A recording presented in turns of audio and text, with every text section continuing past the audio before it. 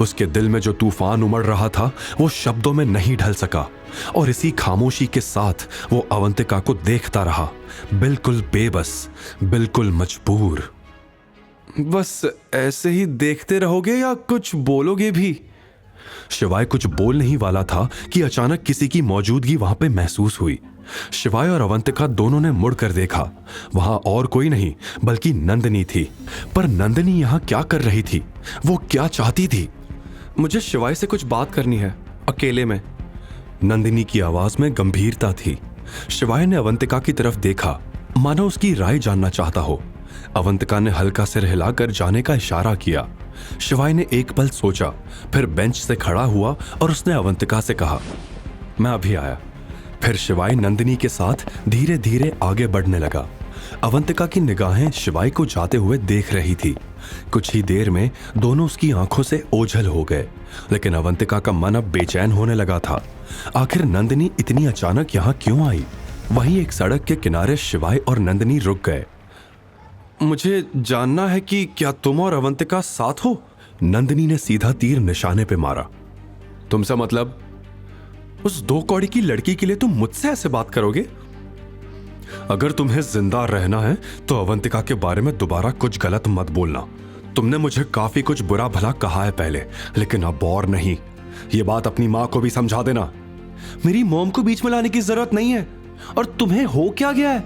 हमारी 3 साल की शादी में एक बार भी तुमने मुझसे ऐसे बर्ताव नहीं किया, फिर अब क्यों? क्योंकि मैं ही पागल था जो तुम्हें कुछ और समझ बैठा था। अब मेरी आंखें खुल चुकी है, और अगर तुम्हें सिर्फ ये बकवास बातें ही करनी है तो मैं जा रहा हूं। यह कहकर शिवाय जाने लगा, लेकिन तुरंत नंदिनी ने उसे रोक दिया। असल में नंदिनी को इन सब बातों से कोई मतलब नहीं था। उसे यह जानना था कि शिवाय आखिर असल में कौन था, जबकि 3 सालों में उसने ये जानने में कोई दिलचस्पी नहीं ली थी। मुझे सिर्फ इतना जानना है कि वो गुंडे तुम्हारे सामने घुटनों के बल क्यों बैठे थे, और तुमने इतने लोगों को अकेले कैसे मारा? आखिर तुम हो कौन? 3 साल बाद तुम्हें अब ये सब जानना है? 3 सालों में पहली बार किसी को तुम्हारे सामने घुटनों पे बैठे देखा है, वरना आज तक मेरे सामने ऐसा कभी कुछ नहीं हुआ।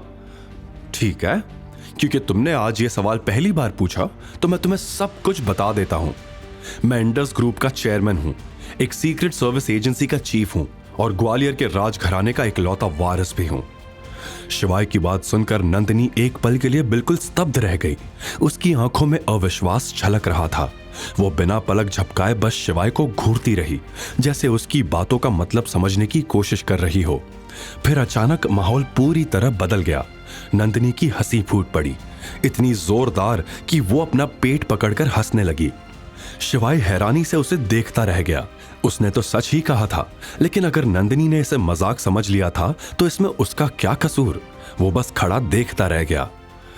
तुम और एक महाराज, क्या यही कहानी सुना कि तुमने अवंतिका को जाल में फंसाया है? यह कहकर वो और भी जोर से हंसने लगी। अवंतिका को बीच में लाने की जरूरत नहीं है, वरना अंजाम अच्छा नहीं होगा।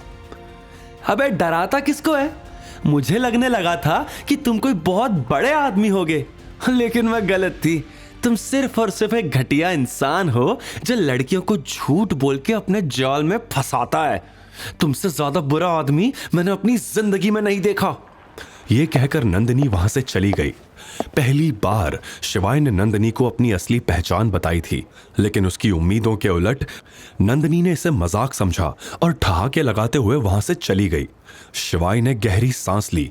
वो उसकी बातें अनसुनी करके आगे बढ़ने ही वाला था कि अचानक उसके कदम रुक गए। उसकी उंगलियां जेब में रखे उस पुराने वुडन बॉक्स को टटोलने लगी।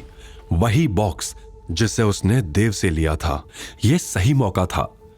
अगर अब नहीं देखा तो शायद फिर यह मौका नहीं मिल पाएगा, खासकर अवंतिका के साथ रहते हुए। वो मन ही मन ये सोचने लगा। एक अनजानी सी बेचैनी उसके अंदर बढ़ने लगी। उसने धीरे से चारों ओर नजर दौड़ाई।